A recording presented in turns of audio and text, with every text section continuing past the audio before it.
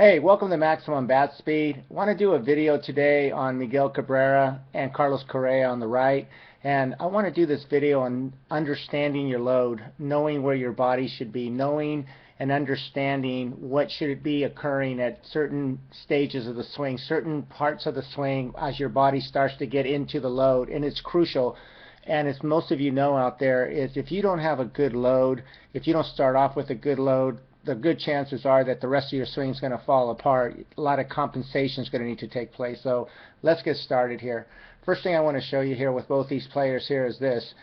You're going to notice that as they get into their gather, they're both going to get into a nice firm back leg. Now just pay attention to their back knee here. You're going to notice here again how they firm up against a strong back leg. In other words, their back knee is not collapsing over their back foot. This is crucial. You need to do this in order for you to have some resistance so your upper body can coil off a firm back leg as you get into your gather and as you start to get into your swing. If you let your back leg collapse, if you let your back knee fall over your back foot, you're going to end up having too much slack, too many issues in your swing. You see here with Miguel and you see here with Carlos, they both do this beautifully.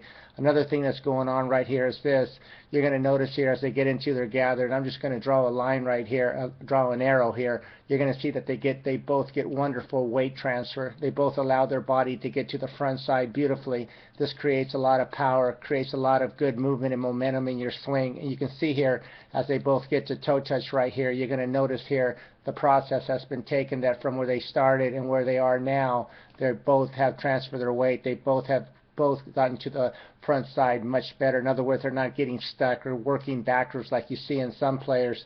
Another thing that you see going on right here as they get to toe touch, which is crucial, you're going to see here that they're very symmetrical, very balanced. You see here with Miguel Cabrera how he has a beautiful, beautiful balance, and you can see here the symmetry in both these players right here.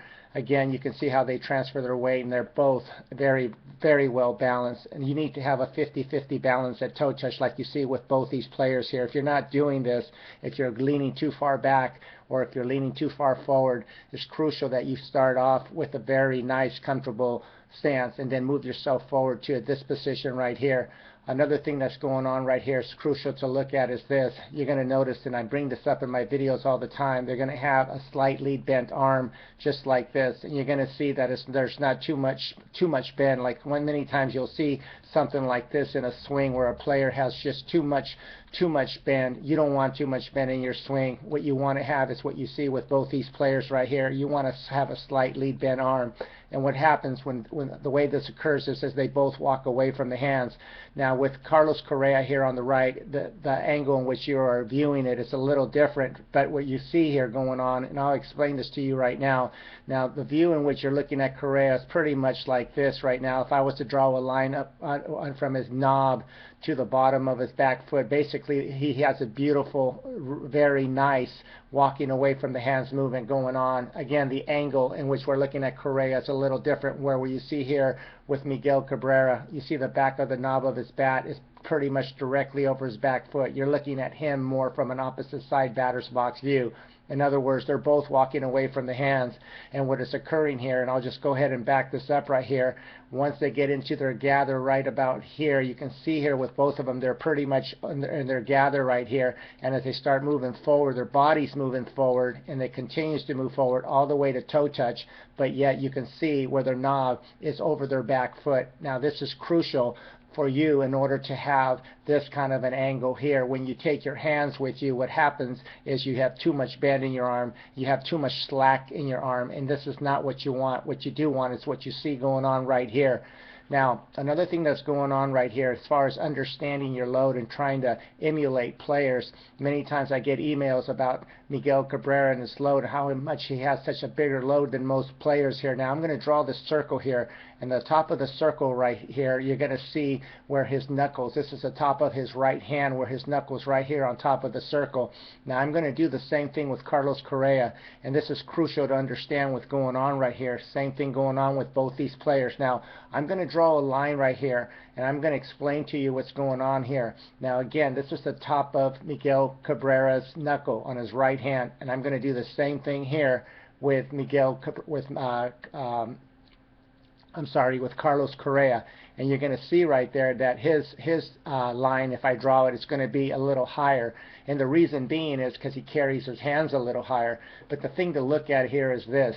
When you watch what's going on with these players, when they get to toe touch, like you see with both these players right here, you're going to see here from shoulder to elbow, they're going to have almost identical, again, almost identical angles going on right here. So right here from shoulder to elbow, if you look at that, again, from shoulder to elbow, and again, if I go here with Carlos Correa from shoulder to elbow, you're going to see they have almost identical loads as far as having the same kind of angles. Now, it looks though as if if I take away all these lines and I was to just go back and do this, and again, understand your load, understand what you're doing when you're trying to emulate a player. It looks like at this point right here, like Miguel Cabrera is actually getting much higher, like he's putting his elbow back and behind him more than Correa is because of the way his hands are, because his hands are lower.